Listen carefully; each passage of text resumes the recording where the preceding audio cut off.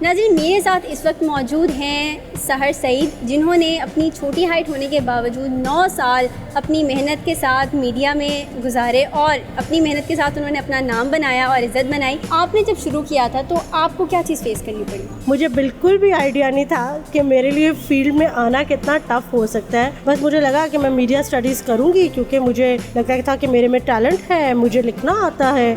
ऐसा बिल्कुल भी नहीं था, क्योंकि जब मैं आई तो लोग सबसे पहले तो मुझे इंटरव्यू करने वाले लोग मुझे ऊपर से लेकर नीचे तक देखते थे और देखते ही मुझे लगता था कि जैसे बस अब मुझे लगता है कि मैं रिजेक्ट हो जाऊँगी। आपकी अपनी नीयत बड़ी साफ़ सुथरी, नीट एंड क्लीन होनी चाहिए। आपके साथ देने वाले बड़े लोग होते हैं। आपके दोस्त लोगों ने आपके साथ कैसे बिहेव किया? आपके टीचर्स ने आपको किस तरह सपोर्ट किया? नो डाउट कि टीचर्स देख के मुझे शौक, बच्चे मेरा मजाक उड़ाते थे, मुझे उल्टी सीधी बातें कहते थे। मतलब अच्छे बच्चे भी होते थे ना, जिनके पेरेंट्स ने उनको कहा था कि आपने सर को जाके तंग नहीं करना, आपने सर के साथ अच्छा बिहेव करना है। मैं कभी भी किसी को नहीं कहती कि यार उन्होंने मेरे साथ बहुत बुरा किया, वो बड़े बुरे लोग थे, उन्होंने मुझे मेरे साथ ये कर दिया, उन्होंने मुझे कोडू कहा, उन्होंने मुझे छोटा कहा। और मैं तो समझती हूँ कि भाई मैं यूनिक पर्सनालिटी थी, तो मैंने ना अपने आप को सेलिब्रिटी कंसिडर कर लिया था कि यार I am a celebrity, so that's why people are watching me, so it's okay, come on.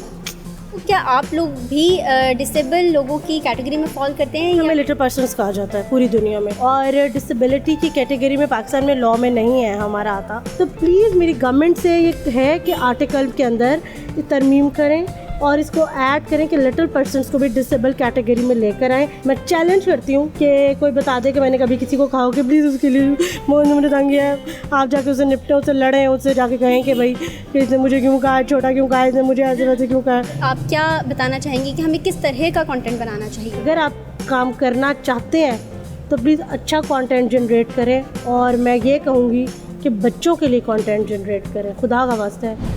अस्सलामुअलैकुम, मैं हूं सैयदा कहकशां और आप देख रहे हैं खबरनामा।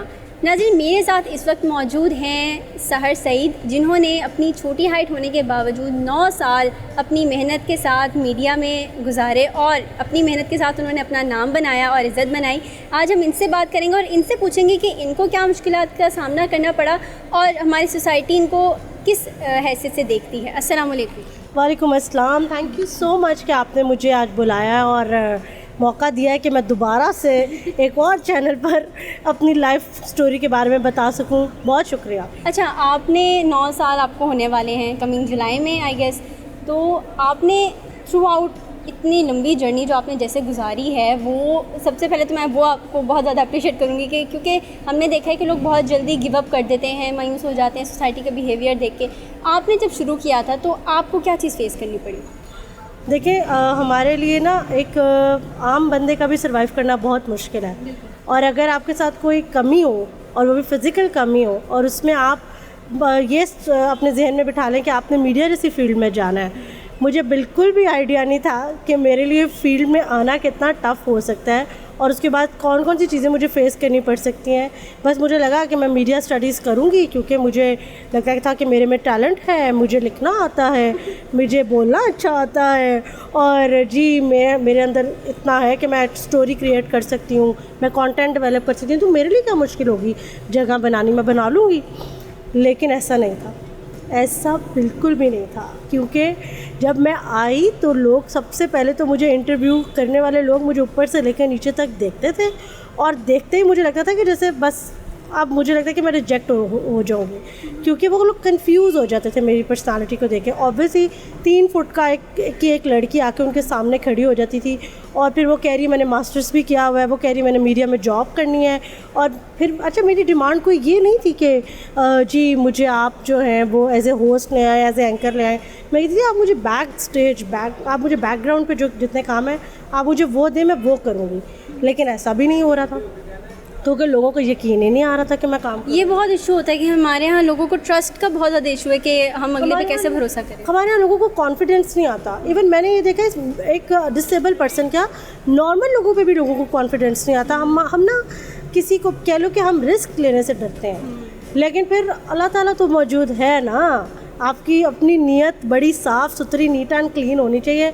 आपके साथ देने वाले बड़े लोग होते हैं, ठीक है। अच्छा, मैंने देखा कि आपने आउटडोर्स किए थे जब आप सोशल मीडिया के प्लेटफॉर्म पर आई थी, तो जब ज़ाहिर है इतने सारे लोगों में जब आप खड़ी हों तो कभी कभी होता है ना कि इंसान खुद भी कॉम्प्लेक्स का शिकार हो जाता है, या लोग उसको वो चीज़ फील करवाना शुरू कर देते हैं कि यार यू आर डिफरेंट। तो ये चीज़ आपने फेस की? आपको पता है यू आर डिफरेंट आपने बोला, और इस डिफरेंट की वजह से मुझे इतना फ़ायदा हुआ पब्लिक शो में कि लोग मेरी तरफ बढ़ते थे और मुझे कहते थे हमें पूछें हमें पूछें हमें पूछें। और यकीन माने कि अभी भी कोई बंदा, अगर मुझे कोई पब्लिक शो करने वाला बंदा देख रहा है, और ख़ैर अब बहुत नाम आ चुके हैं, मैं उन नामों की बात नहीं की, लेकिन जो स्टार्ट करता है ना, ये उसी को पता होता है कि कितना मुश्किल होता है पब्लिक को लेकर आना माइक पर और कैमरे के सामने। लेकिन जब मैंने स्टार्ट किया उस टाइम हाँ मुझे डर तो लगा 1 मिनट के लिए कि मैं लिबर्टी और चौक पे, और वो कभी मैं अंदरून शहर, कभी मैं रेलवे स्टेशन, कभी मैं कहीं पहुंच जाती थी, तो वहाँ पर माइक लेके जब मैं खड़ी होती थी तो बस शुरू करने की बात होती है। हमेशा मैं कहती हूँ एक स्टेप ले लो, बाकी सारे स्टेप्स आसान हो जाते हैं आगे। लेकिन ये कि पब्लिक मेरी तरफ खुद आती थी और मैं लोगों को कहती थी कि जवाब दें, और मैं क्वेश्चन ऐसे थ्रो करती थी कि फ़ौरन से जवाब आ जाता था। और फिर मतलब मुझे वो उसमें भी कोई डिफ़िकल्टी नहीं आई कि मेरे पाकिस्तानियों ने मुझे बहुत अच्छा रिस्पांस दिया। अच्छा, मुझे लगता है कि पाकिस्तानियों को जब कोई चीज़ डिफरेंट दिखती है ना, तो वो उनकी पहली कोशिश ये होती है कि हम उनको सपोर्ट कर सकें। हाँ। वो अपना पॉजिटिव पहले देने की कोशिश करते हैं। वो तो बहुत बात की बात है कि अगर कोई नेगेटिव एक्सपेक्ट निकल आए तो आपने, मुझे लगता है कि शुरू में ही आपको बहुत ज़्यादा पॉजिटिविटी नज़र आ गई, तो आप बहुत बूस्टेड रहे। देखिए इतनी पॉजिटिविटी, देखिए आप, मुझे लगता है कि आप अपने आप को ना कॉन्फिडेंट रखें। जब भी अगर आपने मीडिया की फील्ड में आना है, आप कहीं भी जा रहे हैं, यू शुड बी, आपको हमेशा कॉन्फिडेंट रहना चाहिए। अगर आप कॉन्फिडेंट नहीं ना होंगे अपने ऊपर तो आप कुछ भी नहीं कर सकते। आपके दोस्त लोगों ने आपके साथ कैसे बिहेव किया? आपके टीचर्स ने आपको किस तरह सपोर्ट किया? देखिए जाहिर सी बात है, जिस ज़माने में मैंने स्कूल ज्वाइन किया था, और आप को मैं ये भी बता दूं कि मैंने स्कूल प्रॉपर अपनी एज में ही ज्वाइन किया था। मैं 4 साल की उम्र में थी, मैं चली गई थी प्रेप में। उस टाइम पे हमारे पास मतलब नर्सरी केजी का एक रवाज था, तो मैं नर्सरी में मेरे पेरेंट्स ने दाखिल करवा दिया था। नो डाउट कि टीचर्स देख के मुझे शॉक, बच्चे देख के मुझे हैरान, और उसके बाद मुझे थोड़ा सा रिस्पांस इस तरह का मिले कि बच्चे मेरा मजाक उड़ाते थे, मुझे उल्टी सीधी बातें कहते थे। लेकिन फिर भी वहाँ पर जब दूसरे, मैं बताती हूँ ना कि हर चीज़ का राइट एंड लेफ़्ट है, तो वो जो कभी वो जो लेफ़्ट वाले लोग होते थे, अगर वो मुझे तंग भी कर रहे होते थे, तो जो राइट साइड होती थी ना, वो मुझे कहीं ना कहीं, मतलब अच्छे बच्चे भी होते थे ना, जिनके पेरेंट्स ने उनको कहा था कि आपने सार को जाके तंग नहीं करना, आपने सार के साथ अच्छा बिहेव करना है आपने, तो वो मुझे, वो वाले बच्चे आज तक मेरे अपने जो बहुत से स्कूल फ्रेंड्स हैं उनके साथ मैं कॉन्टैक्ट में ही हूँ। और इसीलिए कि मेरा उनकी जो सपोर्ट है और उनकी जो मोहब्बत है, उसकी वजह से मैं आज यहाँ बैठी हूँ। और मतलब तो और जितने नेगेटिव बच्चे हैं मैं उनकी भी बड़ी थैंकफुल हूँ। उन्होंने मुझे बताया कि अब मुझे आगे जाकर सोसाइटी को फेस कैसे करना है। मैं कभी भी किसी को नहीं कहती कि यार उन्होंने मेरे साथ बहुत बुरा किया, वो बड़े बुरे लोग थे, उन्होंने मेरे साथ ये कर दिया, उन्होंने मुझे कोडू कहा, उन्होंने मुझे छोटा कहा। और मैं तो समझती हूँ कि भाई मैं यूनिक पर्सनालिटी थी, एक जैसा आप जैसे लोगों जैसा बन के मैंने क्या करना था। कोई किसी को देखें, लोग हमेशा यूनिक लोगों को, जो फेमस लोग होते हैं ना, उनको मुड़ के देखते हैं, आम लोगों को कभी कोई मुड़ के नहीं देखता। ये मैं आपको बता दूँ। तो मैंने ना अपने आप को सेलिब्रिटी कंसिडर कर लिया था कि यार I am a celebrity, so that's why people are watching me, so it's okay, come on. इस तरह आप बहुत क्यूट सेलिब्रिटी हैं टू बी ऑनेस्ट। अच्छा, आपने अपनी एजुकेशन से रिलेटेड आपने एक प्रोग्राम भी बाहर जाके पढ़ा आपने, तो आपने क्या चीज़ फेस की, मतलब क्या महसूस किया आपने? पाकिस्तान और बाहर के कल्चर में क्या डिफरेंस आपने देखा? बड़ा ही अच्छा सवाल है। अच्छा, वो एक स्कॉलरशिप था जो मुझे जर्नलिस्ट एक्सचेंज प्रोग्राम स्कॉलरशिप मिला, और वो मैंने जनाब बड़े मज़े से गेन किया। उसमें मुझसे बड़े लोग सवाल करते हैं कि सर तुम्हें तो बड़ा अच्छा रहा होगा कि तुम्हें वहाँ लोगों ने बिल्कुल भी कुछ नहीं कहा होगा और तुम्हें बड़ा अप्रिशिएट किया होगा, और तुम्हारे साथ तुम्हें तो वहाँ तुमने बड़ा रिलैक्स फील किया होगा। मतलब मुझे याद है कि मेरे डीन ने आधी दफ़ा मुझसे ये कहा था, उनका नाम जो था, जो ने मुझे कहा कि sir I am impressed to you, और मैं तुमसे बहुत impress, I am shocked to see you and now I am impressed to see you here. मैंने बहुत हैरान, और ये बहुत बड़ा कॉम्प्लीमेंट था मेरे लिए कि आपको आपके डीन कह रहे हैं, आपके प्रिंसिपल कह रहे हैं कि वो आपसे इम्प्रेस है। और ये इसमें सारा क्रेडिट मेरी कौम को जाता है, मेरे पाकिस्तानियों को जाता है, मेरे वालिदैन को जाता है, और किसी को नहीं जाता। मैं इसमें ये कहूँगी कि मैं उनके पास ऐसी ही गई थी और मैंने वहाँ पर लोग नो डाउट आपको तंग नहीं करते, नो डाउट लोग हमारी तरह, उन्होंने मुझे सेलिब्रिटी नहीं बनाया वहाँ पर, उन्होंने मुझे नहीं देखा और अफसोस हुआ मुझे बहुत ज़्यादा कि उन्होंने मुझे क्यों नहीं देखा, उन्हें देखना चाहिए था। लेकिन नो, इसमें भी कोई शक नहीं कि जब उनका वेलकम बहुत अच्छा था और वो मुझे देख के बड़ा खुश होते थे और अप्रिसिएशन वाली उनकी नज़रें होती थी हमेशा। तो बहरहाल जो किया और जो बने हैं वो इस मुल्क की वजह से बने हैं, इसका क्रेडिट किसी और को दिया ही नहीं जा सकता। अच्छा, जब पेरेंट्स को पता चला कि जी हमारी सहर को स्कॉलरशिप मिल रही है और वो बाहर जाने वाली है, उन्होंने थोड़े डर का इजहार नहीं किया कि हमारी बच्ची बाहर चली जाएगी, उसको कहीं बाहर जाके कोई मुश्किल ना फेस करनी पड़े? क्योंकि फ़र्स्ट हैंड पे ज़ाहिर है पेरेंट्स बहुत ज़्यादा कंसर्न होते हैं अपने बच्चों के लिए। होते तो हैं। नहीं, मेरे फादर बहुत ज़्यादा कॉन्फिडेंट है मुझ पर, बहुत ज़्यादा। मतलब अभी भी इवन मैं पूरा लाहौर अकेले घूमती फिरती हूँ, मैं बल्कि आउट ऑफ सिटी भी अपने दोस्तों के साथ ट्रैवल करती हूँ, जाती आती हूँ, घूमती फिरती रहती हूँ। उन्हें मेरे पर बहुत ज़्यादा यकीन है कि मैं कहीं भी जाती हूँ तो मैं बहुत सोच समझ के हर कदम को उठाती हूँ और मैं कहीं भी अगर मैं पार्ट भी ले रही हूँ तो वो यकीनन कोई ऐसी जगह होगी जहाँ से मुझे फ़ायदा मिलेगा या मेरी पर्सनालिटी डैमेज नहीं होगी या मैं उनकी इज़्ज़त को ख़राब करने की कोशिश नहीं करूँगी। तो ऑब्वियसली जिस टाइम ये मिला था तो वो तो उनकी तो प्राउड फीलिंग थी और ही इज़ लाइक, वो तो मेरे ख्याल में हवाओं में थे और वो कहते कि जाओ हर सूरत तुमने जाना है। और इवन यहाँ तक उन्होंने मुझे कहा था कि सहर अगर वो आपको रोकेंगे, अगर आपका दिल करेगा कि वहीं रहने को तो आप रुक जाना, हमारी तरफ से आपको कोई पाबंदी नहीं है, हमारी सपोर्ट हमेशा आपके साथ रहेगी।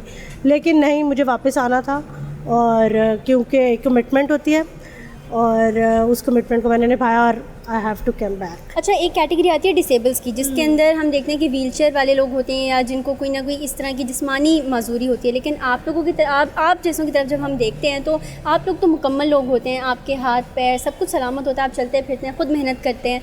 तो क्या आप लोग भी डिसेबल लोगों की कैटेगरी में फॉल करते हैं या क्या स्पेशलिटी क्या आपको कहा जाता है?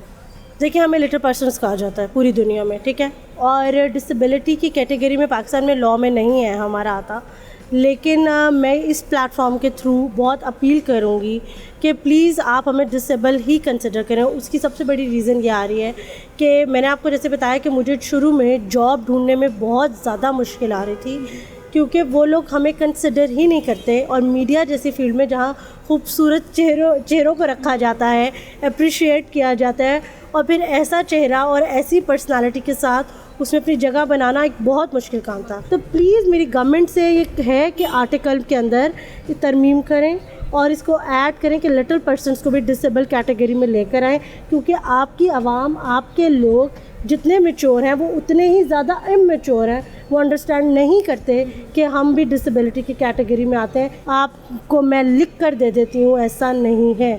मैंने कभी किसी को नहीं कहा कि मुझे वो बंदा तंग करा, जाके उससे प्लीज़ उसको जाके कहें कि उस बंदे को कि वो मुझे तंग ना करे। मुझे तो लगता है आप ही अगले को पूरा कर देती होंगी। ऐसा ही है, ऐसा ही है। वो कहते होंगे ये हमें तंग करती हैं, हम इनको नहीं करते। मुझे डॉन कहते थे लोग, जिन्नी कहते थे, पता नहीं क्या क्या, क्योंकि मैं अपने मामलात खुद ही निपटा लेती हूँ। मैंने कभी किसी को नहीं कहा और मैं लिख कर दे देती हूँ बात। मैं चैलेंज करती हूँ कि कोई बता दे कि मैंने कभी किसी को कहा हो कि प्लीज़ उसके लिए मुझे तंग है, आप जाके उससे निपटें, उससे लड़ें, उससे जाके कहें कि भाई कि इसने मुझे क्यों कहा, छोटा क्यों कहा, इसने मुझे ऐसे वैसे क्यों कहा।